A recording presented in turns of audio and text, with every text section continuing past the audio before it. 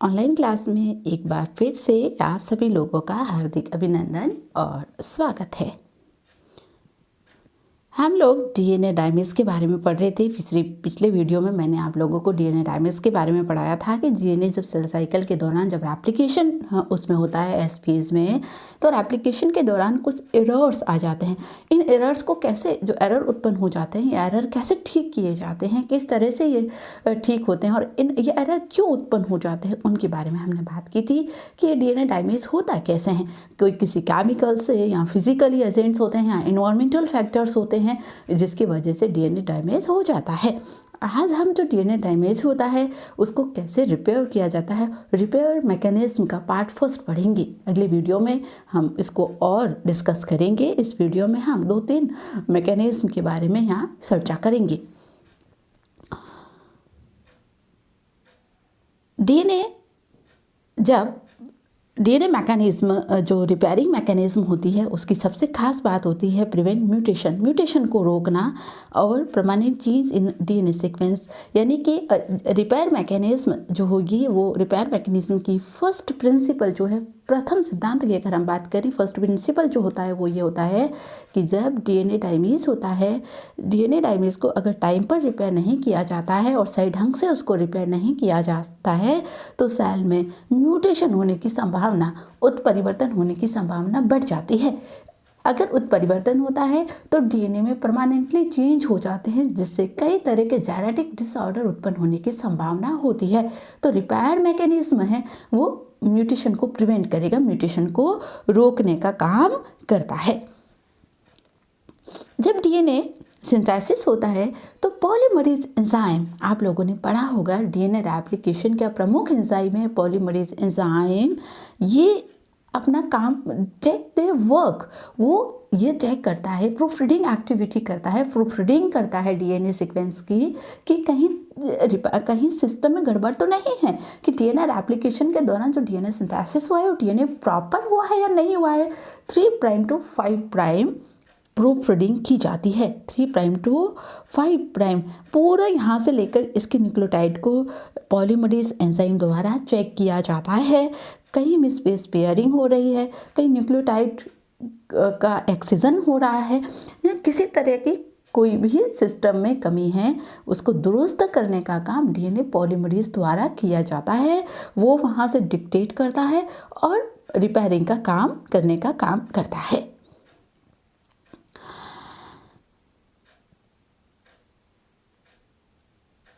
जब DNA synthesis हो जाता है तो मिसमैच पेयरिंग को सबसे पहले डिक्टेट किया जाता है। जैसे ए के साथ क्या जुड़ना चाहिए, टी, और जी के साथ क्या होना चाहिए, जी के साथ होना चाहिए सी। लेकिन कई बार अगर ए के साथ जी आ गया है तो ये मिसमैच पेयरिंग हो गई है। इस मिसमैच पेयरिंग को सबसे पहले चेक किया जाता है और इसको करेक्ट किया जाता है। ये DNA repair mechanism, mismatch mechanism कहलाती है। अगर डीएनए कई तरह के ऐसे केमिकल्स की वजह से अगर डीएनए डैमेज हो जाता है, केमिकल रिवर्स, तो उसको रिपेयर करने की जो प्रोसीजर है वो केमिकल रिवर्स एक्सिजन रिपेयर और डबल स्टैंड ब्रेक रिपेयर होता है। कई बार डीएनए, हम लोगों ने, मैंने आपको पिछले वीडियो में बताया था कि डीएनए के सिंगल स्टैंड ब्रेक भी हो सकता है और डबल स्टैंड ब्रेक भी हो सकता है डीएनए डैमेज के दौरान। तो ये जो डैमेज जो होते हैं उनको इमीडिएटली आफ्टर रेप्लिकेशन इमीडिएटली इनको चेक करके दुरुस्त किया जाता है।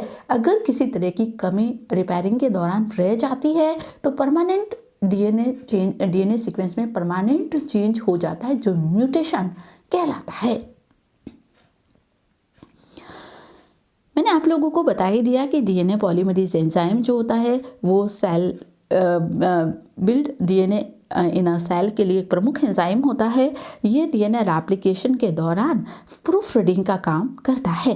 प्रूफ रीडिंग आप लोग समझ ही गए होंगे। प्रूफ रीडिंग मैंने आप लोगों को बता दिया कि the polymerase detect that a wrong nucleotide has been added. अगर कोई रॉन्ग न्यूक्लियोटाइड का एडिशन हुआ है, यानी कि ए के साथ टी, जी के साथ सी के अलावा किसी तरह के कोई अदर न्यूक्लियोटाइड का एडिशन हुआ है, तो उस अदर न्यूक्लियोटाइड की पहचान करने के लिए, उस अदर न्यूक्लियोटाइड को पहचानने के लिए प्रूफ रीडिंग एक्टिविटी होती है और उसको तुरंत रिमूव कर दिया जाता है और करेक्ट न्यूक्लियोटाइड से उसको रिप्लेस कर दिया जाता है। Before continue DNA synthesis and application के दौरान ही DNA polymerase 3 to 5 prime proof reading activity करता है और कहीं भी न्यूक्लियोटाइड का गलत एडिशन हुआ है तो वहाँ से उस न्यूक्लियोटाइड को रिमूव करके नए न्यूक्लियोटाइड का एडिशन कर दिया जाता है और पूरे मैकेनिज्म को करेक्ट किया जाता है। इसको प्रूफ रीडिंग एक्टिविटी कहते हैं। डीएनए प्रूफ रीडिंग की एक्टिविटी पॉलीमरेज एंजाइम द्वारा की जाती है। इस तरह से आप लोग ये डायग्राम में दे सकते हैं। Polymerase added incorrect nucleotide to the new strand. ये इनकरेक्ट न्यूक्लियोटाइड यहाँ पर एडिशन हो गया, यहाँ 3 प्राइम पर टी के साथ क्या जुड़ना चाहिए था, यहाँ पर टी के साथ ए जुड़ना चाहिए, लेकिन टी के साथ यहाँ क्या जुड़ गया है, जी। और इसको कौन डिक्टेट करेगा, पॉलीमरेज एंजाइम, और डिक्टेट करके इसको रिमूव करेगा और टी के साथ जो यहाँ से टी को रिमूव करके यहाँ सी एडिशन करेगा। तो polymerase use 3 to 5 prime exonuclease activity to remove incorrect nucleotide. Exonuclease 2 चीज़ें होती हैं, एंडो और एक्सो। एक्सो मतलब किनारों से, है ना, जैसे डीएनए मिसमैच पेयरिंग होती है ना, ये कट कर देता है और कट करके गलत न्यूक्लियोटाइड अगर एडिशन हुआ है तो उसको रिमूव करके करेक्ट न्यूक्लियोटाइड का एडिशन किया जाएगा। ध्यान रखिएगा ये प्रोसीजर 3 to 5 प्राइम होता है। इसे proof reading activity of polymerase enzyme कहा जाता है। ये इस तरह से ये एक्टिविटी संपन्न होती है। बॉडी में डीएनए डैमेज, हम लोगों ने पिछले डीएनए डैमेज के बारे में पढ़ा था। डीएनए डैमेज अगर नॉन रेप्लिकेटिंग सेल में होता है। नॉन रेप्लिकेटिंग सेल मतलब सेल में रेप्लिकेशन नहीं होता है, जैसे ब्रेन सेल, मसल सेल और लीवर सेल। ब्रेन, मसल्स और लीवर सेल में रेप्लिकेशन नहीं होता है। अगर इसमें डीएनए डैमेज होता है तो रिपेयर, अगर रिपेयर कर लिया जाता है, डीएनए डैमेज को अगर रिपेयर कर लिया जाता है तो नॉर्मल फंक्शनिंग सेल बनेगी। यानी कि अगर इस सेल में किसी तरह से न्यूक्लियोटाइड सीक्वेंस में परिवर्तन हुआ है और टाइम पर उसको रिपेयर कर लिया जाएगा तो नॉर्मल फंक्शनल सेल बनेगी। लेकिन अगर कई बार रिपेयर डीएनए डैमेज, जो डीएनए डैमेज हो रहा है उसको टाइम पे रिपेयर नहीं किया गया और रिपेयर नहीं हुआ है, इज्ड विथ फंक्शनल डेफिशिएंसी, और लास्ट में क्या आ जाती है, ईजीन, बहुत जल्दी ईजीन आ जाएगी। अगर इस ब्रेन सेल, मसल सेल या लीवर सेल में म्यूटेशन होता है तो जल्दी से ईजीन आ जाती है। अगर डीएनए डैमेज रेप्लिकेटिंग सेल में हुआ है, लाइक स्टेम सेल, अभी सेल जिसमें रेप्लिकेशन होता है, तो क्या होगा, cell cycle arrest and DNA repair. आपको मालूम है ना, मैंने सेल साइकिल आप लोगों को पढ़ाया वीडियो। इन सब चीज़ों को देखने के लिए, जेनेटिक्स को पढ़ने के लिए, मॉलिक्यूलर बायोलॉजी को पढ़ने के लिए सेल साइकिल का समझ में आना बहुत ज़रूरी है। वो बेसिक कंसेप्ट है मॉलिक्यूलर बायोलॉजी का। अब सेल साइकिल का वीडियो देखिए, हम लोगों ने स्टेज पढ़ी थी, G1 G2 S स्टेज पढ़ी थी कि जीवन के बाद सेल G0 में चली जाती है। उसको हम अरेस्ट ऑफ सेल साइकिल कहते हैं। कि कई बार क्या होता है कि किसी तरह की कोई सेल साइकिल में प्रॉब्लम्स आती है तो सेल साइकिल अरेस्ट हो जाता है। तो यहाँ क्या होगा, अगर डीएनए है तो डीएनए क्या हो जाएगा, यहाँ पर सेल साइकिल अरेस्ट होगा, सेल साइकिल आगे नहीं बढ़ेगा जब तक डीएनए को रिपेयर नहीं कर लिया जाता। जब डीएनए डैमेज रिपेयर कर लिया जाता है, सेल साइकिल वापस से प्रोग्रेस में होता है और नॉर्मल फंक्शनल सेल का क्या करेगा, निर्माण करेगा। लेकिन कई बार एक्सेसिव डीएनए डैमेज हो जाता है तो एपोप्टोसिस जो हो जाती है, एक तरह का जीन ही है ये, एक तरह की इमीडिएट डेथ ऑफ सेल जिसको हम लोग कह सकते हैं, ये होता है। कई बार clonal selection of apoptosis resistant cell, genetic genomic instability आ जाती है और सेल कैंसर में कन्वर्ट हो जाती है। कैंसर रोग भी कई बार सेल जो है उसमें सेल साइकिल के बाद, सेल साइकिल जो अरेस्ट हुआ है उसके बाद उस सेल वापस से अगर वो ग्रोथ में गई है तो वो क्या करेगी, एबनॉर्मल सेल डिवीज़न होने लग जाता है। एबनॉर्मल सेल डिवीज़न हो जाने के कारण नंबर ऑफ सेल्स बहुत ज़्यादा इंक्रीज हो जाती है, जिसे गॉल बन जाती है, एक ट्यूमर का निर्माण हो जाता है। अल्टीमेटली वो सेल कैंसर में कन्वर्ट हो सकती है। ज़रूरी नहीं है हर साल हर बार कैंसर बने, लेकिन कैंसर में कन्वर्ट होने की, उस सेल को कैंसर में कन्वर्ट होने की संभावना अधिक हो जाती है। तो ये मैकेनिज्म है कि डीएनए को अगर टाइम पे रिपेयर कर लिया जाएगा तो सेल नॉर्मल फंक्शनल सेल बनेगी, लेकिन अगर सेल को टाइम पे रिपेयरिंग उसका नहीं होता है तो उसमें कई तरह की अबनॉर्मलिटीज़ उत्पन्न हो सकती है, इवन कैंसर तक भी। डीएनए रिपेयर मैकेनिज्म की हम बात करेंगे। डीएनए रिपेयर, अगर डीएनए डायरेक्ट रिवर्सल अगर उसमें डैमेज है तो उसको फोटो रीएक्टिवेशन और मिथाइल ग्रुप रिमूवल मैकेनिज्म से उसको रिपेयरिंग की जाएगी। सिंगल स्ट्रैंड डैमेज है, अगर केवल सिंगल स्ट्रैंड में डैमेज हुआ है तो base excision repair, nucleotide excision repair और मिसमैच रिपेयर मैकेनिज्म द्वारा डीएनए को रिपेयर किया जाएगा। अगर डीएनए के दोनों स्ट्रैंड डबल स्ट्रैंड यानी डीएनए के दोनों स्ट्रैंड में ब्रेक है, इन दोनों स्ट्रैंड में ब्रेक को, दोनों स्ट्रैंड में अगर ब्रेक है तो इसको non homologous and joining, micro homologous mediate and joining, homologous recombination mechanism द्वारा डीएनए को रिपेयरिंग किया जाएगा। यानी कि डीएनए के केवल एक स्ट्रैंड में डैमेज है उसकी बात हम यहाँ करेंगे। सिंगल स्ट्रैंड डीएनए डैमेज है तो कैसे उसको रिपेयर किया जाएगा, दो मैकेनिज्म आज हम इस वीडियो में पढ़ेंगे, बेस एक्सिजन रिपेयर और न्यूक्लियोटाइड एक्सिजन रिपेयर।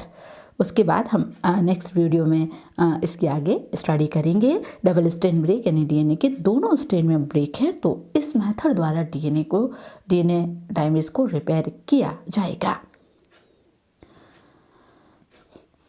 इससे पहले मैं आगे मैकेनिज्म पे जाऊं तो उससे पहले मैं आपको बहुत इंपॉर्टेंट इन्फॉर्मेशन देना चाह रही हूँ कि 2005 में केमिस्ट्री का नोबेल प्राइज़ 3 वैज्ञानिकों को संयुक्त रूप से मिला था।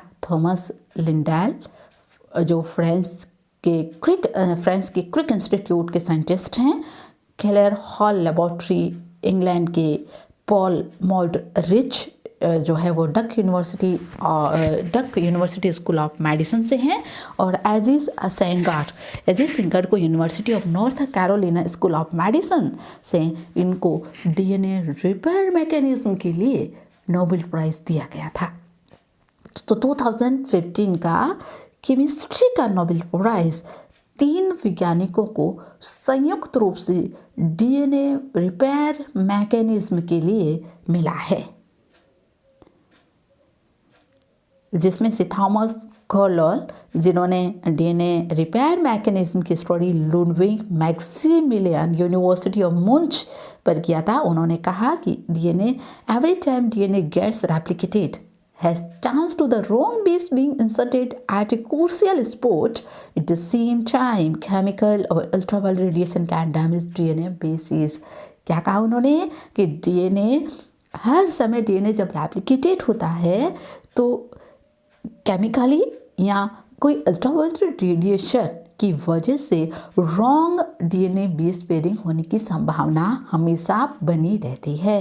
इस काम के लिए ये किस तरह से डीएनए अपने आप को रिपेयर करता है, इस काम के लिए ही इन तीनों वैज्ञानिकों को संयुक्त रूप से ये नोबेल प्राइज़ मिला है। खासकर base excision repair, mismatch repair mechanism और न्यूक्लियोटाइड एक्सिजन रिपेयर मैकेनिज्म के लिए इन वैज्ञानिकों को संयुक्त रूप से 2015 का केमिस्ट्री का नोबेल प्राइज़ दिया गया था। बेस एक्सिजन रिपेयर में गलत बेस पेयरिंग हो गई है तो उसको ग्लाइकोसाइलेज एंजाइम द्वारा कट करके रिपेयर कर लिया जाएगा। मिसमैच रिपेयरिंग हुई है, मिसमैच भी रिपेयरिंग हो गई है, कोई फॉल्टी बेस पेयर हो गया है तो एंजाइम द्वारा उसको रिमूव करके डीएनए को रिपेयर किया जाएगा। न्यूक्लियोटाइड रिपेयर में खासकर थाइमिन डाइमर जो बनता है, पिछले वीडियो में मैंने आप लोगों को बताया था कि अल्ट्रावायलेट रेज की उपस्थिति में थाइमिन डाइमर का निर्माण हो जाता है। 2 थाइमिन इस तरह से थाइमिन डाइमर का निर्माण हो जाता है। इस थाइमिन डाइमर को एंजाइम द्वारा रिमूव करके डीएनए को रिपेयर किया जाएगा। 3 वैज्ञानिकों ने संयुक्त रूप से डीएनए रिपेयर मैकेनिज्म पर काम किया है और इस कार्य के लिए इन्हें यह नोबेल प्राइज़ दिया गया है। सबसे पहले हम आज बात कर रहे हैं वो है base excision repair. Base excision repair में जो मिस बेस पेयर हैं उसको सबसे पहले रिकॉग्नाइज किया जाएगा। बेस ऑक्सीजन रिपेयर एल्केलाइजेशन और डीअमीनेशन के कारण ये उत्पन्न होता है। बेस ऑक्सीजन रिपेयर में एक विशेष प्रकार का एंजाइम डीएनए ग्लाइकोसाइलेज काम आता है। ध्यान रखिएगा, हर एक एंजाइम, हर एक रिपेयर मैकेनिज्म में एक स्पेसिफिक एंजाइम होता है जो रिपेयर मैकेनिज्म को संपन्न करता है। बेस ऑक्सीजन रिपेयर में डीएनए ग्लाइकोसाइलेज एंजाइम काम आता है। ग्लाइकोसाइलेज जो है वो क्या करेगा, डैमेज डीएनए जो बेस पेयर है उसको रिकॉग्नाइज करेगा, ग्लाइकोसिडिक बॉन्ड को हाइड्रोलाइजिंग करेगा। ग्लाइकोलाइसिड बॉन्ड को हाइड्रोलाइज करने के कारण वो जहाँ रॉन्ग बेस पेयरिंग है वहाँ से कट करने से एपी साइट उत्पन्न होगी। ए का मतलब अगर प्यूरिन है तो ए प्यूरिनिक साइट, और अगर यहाँ पिरिमिडीन है तो ए पिरिमिडिक साइट उत्पन्न हो जाएगी। और इसको एपी साइट को एंडोन्यूक्लियस एंजाइम द्वारा रिकॉग्नाइज करके फॉस्फोडाइएस्टर बॉन्ड को कट करके एपी साइट से शुगर को रिमूव कर दिया जाएगा। उसके बाद जो गैप होगा वो पॉलीमरेज एंजाइम फर्स्ट द्वारा फिल किया जाएगा और लाइगेज एंजाइम द्वारा सील कर दिया जाएगा। कैसे, डायग्राम से समझें। जैसे यहाँ पर मान लो कोई डिमिस बेस पेयर है तो ग्लाइकोसाइलेज एंजाइम इसको क्या करेगा, रिकॉग्नाइज करेगा। रिकॉग्नाइज करके इस बेस पेयर को हटा देगा और ए प्यूरिनिक साइट या ए पिरिमिडिक साइट जिसको एपी साइट कहते हैं उत्पन्न होगी। और इस एपी साइट को कौन रिमूव करेगा, एंडोन्यूक्लियस एंजाइम रिमूव करके एक गैप उत्पन्न कर देगा। यानी कि जो मिस पेयरिंग साइट थी या जो गलत न्यूक्लियोटाइड यहाँ पर एडिशन हुआ था उसको रिमूव कर दिया जाएगा। आप सब लोग जानते हैं डीएनए पॉलीमरेज एंजाइम रेप्लिकेशन के दौरान न्यूक्लियोटाइड का एडिशन करता है। अब पॉलीमरेज फर्स्ट एंजाइम क्या करेगा, करेक्ट न्यूक्लियोटाइड को एडिट करेगा और उसके बाद लाइगेज एंजाइम इस गैप को सील कर देगा। यानी कि जो गैप उत्पन्न हुआ है इस गैप को भरेगा कौन, पॉलीमरेज एंजाइम, और गैप को सील कौन कर देगा, लाइगेज एंजाइम इसको सील करने का काम करता है। तो इस तरह से जो डीएनए डैमेज हुआ है वो रिपेयरिंग होगा और फंक्शनल डीएनए का निर्माण होगा। इसको बेस ऑक्सीजन रिपेयर कहते हैं। यहाँ आप एक बिल्कुल करेक्ट तरीके से देख सकते हैं, जैसे यहाँ पर CG एक जो है वो स्पॉटेनियस डीअमीनेशन यहाँ पर हुआ मान लो, तो आप सब लोग जानते हैं कि जब जी में डीअमीनेशन होता है तो किसका निर्माण होता है, यूरेसिल। जब सी में डीअमीनेशन होता है किसका निर्माण होता है, यूरेसिल का। तो यहाँ CG की जगह क्या बन गया है, UG। किसका एडिशन हो गया यहाँ पे, UG। तो ये मिस पेयरिंग हो गई, गलत एडिशन हो गया। अब इसको क्या करेगा, ग्लाइकोसाइलेज एंजाइम इस यूरेसिल को रिमूव कर देगा। किससे, ग्लाइकोसिडिक बॉन्ड को क्लीवेज करके, क्लीवेज का मतलब होगा ब्रेकअप करके रिमूव करेगा। जो कि जब यहाँ पर ये रिमूव है तो एपी साइट उत्पन्न होगा। ए का मतलब समझ रहे हैं ना कि लॉस ऑफ प्यूरिन या पिरिमिडिन। यहाँ तो प्यूरिन का लॉस हो रहा है, प्यूरिन का लॉस हो रहा है तो ए प्यूरिनिक साइट, और पिरिमिडिन का लॉस हो रहा है तो ए पिरिमिडिन साइट। इसको हम दोनों को मिलाकर कहते हैं एपी साइट। यहाँ पर ये वैकेंट है। अब क्या करेगा, एंडोन्यूक्लियस एंजाइम इस एपी साइट को कट करके एक गैप उत्पन्न कर देगा। ठीक है, और ये गैप आगे किससे फिल किया जाएगा, पॉलीमरेज एंजाइम द्वारा। और गैप जो है सील किया जाएगा लाइगेज एंजाइम द्वारा सील किया जाएगा। यहाँ प्रॉपर न्यूक्लियोटाइड यानी करेक्ट न्यूक्लियोटाइड का एडिशन करके इस गैप को फिल किया जाएगा। अब डीएनए कंटिन्यूअस रेप्लिकेशन करेगा। तो इसको कहा जाता है बेस ऑक्सीजन रिपेयर, बेस का रिमूव होना, किसी नाइट्रोजन क्षार का रिमूव होना। और एंजाइम ध्यान में रखिएगा, मैकेनिज्म लगभग सेम हो सकती है लेकिन एंजाइम हर बार अलग अलग होंगी। एंजाइम के आधार पर ही इन मैकेनिज्म को इम्पोर्टेंस दी जाती है। नेक्स्ट है nucleotide oxygen repair. Nucleotide oxygen repair में हम लोग अब सीधा डायग्राम ही देख लेते हैं। न्यूक्लियोटाइड ऑक्सीजन रिपेयर में क्या होता है, यहाँ पर रॉन्ग न्यूक्लियोटाइड का एडिशन यहाँ पर हुआ। यहाँ पर चार एंजाइम कॉम्बिनेशन काम करेंगे। UBRA UVRB, UVRC and UVRD. UVRA इस न्यूक्लियोटाइड को रिकॉग्नाइज करेगा। जो गलत न्यूक्लियोटाइड एडिशन हुआ है डीएनए रेप्लिकेशन के दौरान, उस गलत न्यूक्लियोटाइड का रिकॉग्नाइजेशन, उसकी पहचान UVRA एंजाइम द्वारा की जाएगी। ये एक्सीजन ऑफ न्यूक्लियोटाइड करेगा। फिर क्या करेगा कि जो यहाँ पर जो है UVRB and UVRC cut make करेंगे, जिसमें से एक जो डीएनए कट है वो 1 क्लीवेज 5 एंड से होगा, एक 5 प्राइम से डीएनए को कट करेगा और दूसरा 3 प्राइम से डीएनए को कट करेगा। UVRB और UVRC डीएनए में कट उत्पन्न करने का काम करते हैं। डीएनए में कट उत्पन्न करने का क्या करेंगे, काम करेंगे। तो एक 5 प्राइम साइड से कट करेगा और एक 3 प्राइम साइड से क्या करेगा, डीएनए को कट करेगा। अब UVRD हेलिकेज एंजाइम की तरह काम करेगा और इस कट के भाग को रिमूव कर देगा, हटा देगा। हेलिकेज एक्टिविटीज़ का मतलब है हटा देता है वो एंजाइम, इसको रिमूव कर देगा। अब वापस सेम प्रोसीजर होगा। डीएनए पॉलीमरेज फर्स्ट गैप को फिल करेगा और डीएनए लाइगेज जो गैप है उसको सील करके एक दुरुस्त डीएनए का निर्माण कर देगा। तो इस पूरी मैकेनिज्म को एक बार फिर से देख लें। यहाँ 4 enzyme combination nucleotide excision repair में काम कर रहे हैं। जो गलत न्यूक्लियोटाइड जहाँ एडिशन हुआ है उसकी पहचान UVRA एंजाइम द्वारा की जाएगी।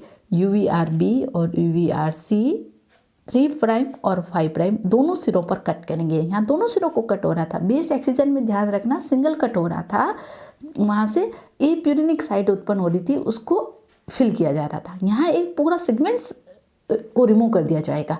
दोनों सिरों से क्या किया जाएगा, इस तरह से ये जो डीएनए कोई है तो इसकी 3 प्राइम और 5 प्राइम के इतने पूरे हिस्से को क्या किया जाएगा, रिमूव कर दिया जाएगा।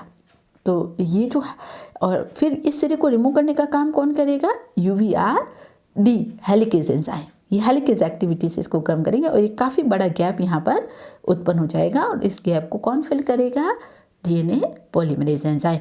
और गैप फिल होने के बाद बीच में जो गैप उत्पन्न, छोटा सा जो गैप होगा उसको सील कौन कर दिया जाएगा, लाइगेज एंजाइम द्वारा उसको सील कर दिया जाएगा। उस निक गैप को भर दिया जाएगा। जो निक है उसको डीएनए लाइगेज एंजाइम की सहायता से सील किया जाता है। इसको न्यूक्लियोटाइड एक्सीजन रिपेयर मैकेनिज्म कहते हैं। बेस एक्सीजन रिपेयर में केवल सिंगल बेस पेयर को रिमूव किया जाता है, लेकिन न्यूक्लियोटाइड एक्सीजन रिपेयर में एक पूरे सेगमेंट को रिमूव किया जाता है। दोनों में एंजाइम अलग हैं। वहाँ पे ग्लाइकोसाइडेज एंजाइम प्रमुख था। यहाँ पर 4 एंजाइम का कॉम्बिनेशन काम कर रहा है, UVRA, UVRB, C and D। UVRA recognition का काम करता है, B और C कट करने का काम करते हैं, D हेलिकेज एक्टिविटी का काम करता है। उसके बाद पॉलीमरेज एंजाइम द्वारा करेक्ट न्यूक्लियोटाइड का एडिशन करके लाइगेज एंजाइम द्वारा गैप को फिल कर लिया जाएगा। कई बार क्या होता है जब बेस एक्सीजन रिपेयर होता है, आप लोगों को मालूम है, मैंने अभी आपको इसी वीडियो में बताया कि जो रिपेयर मैकेनिज्म है सेल में वो प्रॉपर की जाती है, लेकिन कई बार जो डीएनए डैमेज हो जाता है वो रिपेयर नहीं होता है, वो परमानेंट म्यूटेशन में चला जाता है, म्यूटेशन हो जाता है उसमें। अगर कई बार ऐसा होता है तो कई तरह के जेनेटिक डिसऑर्डर उत्पन्न हो जाते हैं। न्यूक्लियोटाइड एक्सीजन रिपेयर में अगर फेल हो जाता है, यानी न्यूक्लियोटाइड ऑक्सीजन रिपेयर प्रॉपर नहीं होता है, फेल हो जाता है, तो जेनेटिक की डिसऑर्डर उत्पन्न होते हैं, जिसमें सबसे 1-2 डिसऑर्डर की बात करेंगे हम जो बहुत प्रमुख हैं।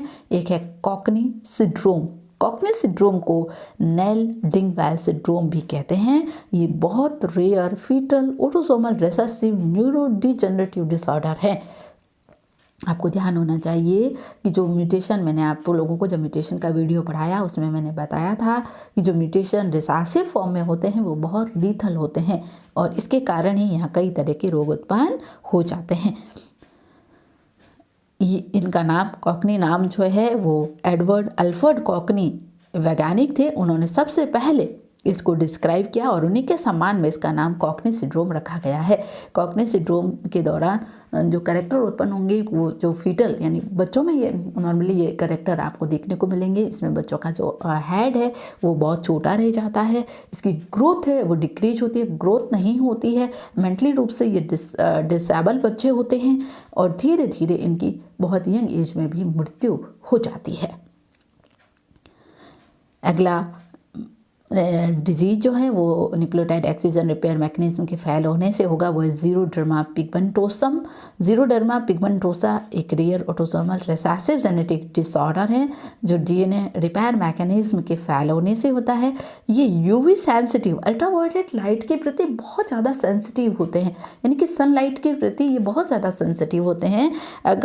कई बार अगर ये सन के सीधे कांटेक्ट में आते हैं तो पूरी बॉडी में पिगमेंटेशन हो जाता है। इस कारण इसका नाम ज़ीरोडर्मा पिगमेंटोसा नाम रखा गया है। पूरी बॉडी में पिगमेंटेशन हो जाएगा, इस तरह से पूरा बॉडी उसका पिगमेंटेशन हो जाएगा।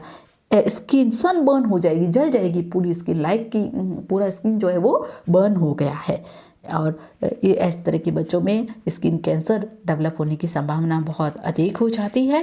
यहाँ पर जो रिसेसिव जीन्स होते हैं वो डीएनए रिपेयर करने में सक्षम नहीं होते, उनके फेल हो जाने से ज़ीरोडर्मा पिगमेंटोसम डिजीज़ उत्पन्न हो जाती है। ये यूवी लाइट के प्रति सेंसिटिव हो जाते हैं। यूवी लाइट में संदेश में इनकी स्किन जो है वो बर्न होने लग जाती है। तो हम लोगों ने यहाँ दो मैकेनिज्म की बात की है, बेस एक्सिजन रिपेयर और न्यूक्लियोटाइड एक्सिजन रिपेयर। अगले वीडियो में हम इससे आगे की जो मैकेनिज्म है उनकी बात करेंगे। आप लोग ध्यान से इस पूरी वीडियोस को पढ़िए ताकि आप आसानी से इस पूरी प्रक्रिया को समझ सकें। एग्ज़ाम में जब भी आप रिपेयर मैकेनिज्म को करें, डायग्राम्स और उनके एंजाइम्स, जो डायग्राम हमने यहाँ पर दिए हैं वे और जो फोटोग्राफ्स हैं वो और एंजाइम जो पर्टिकुलर रिपेयर मैकेनिज्म जो एंजाइम काम में आ रहा है उनको ध्यान में रखना ज़रूरी है। अगले वीडियो में हम और रिपेयर मैकेनिज्म की बात करेंगे। तब तक के लिए शुक्रिया।